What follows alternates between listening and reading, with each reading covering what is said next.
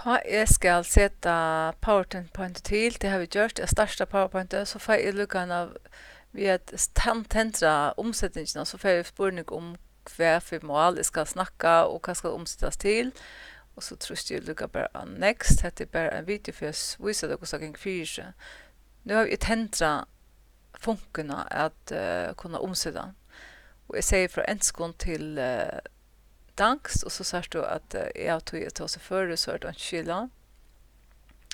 But if I'm going to speak in English, you can see that everything falls in place. I can now speak English and it will be translated into Danish.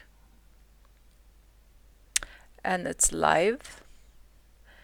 Everything I say right now is going to be translated on the screen, on the PowerPoint screen right here.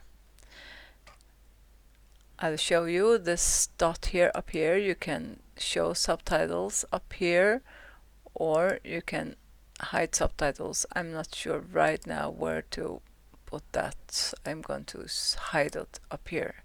So it's going to show up here on the slide. There are some settings you can go and show subtitles below or over, show partial message, or you can do a lot of stuff here, smaller or larger. It depends where you are located and how big they should be. Okay, thank you.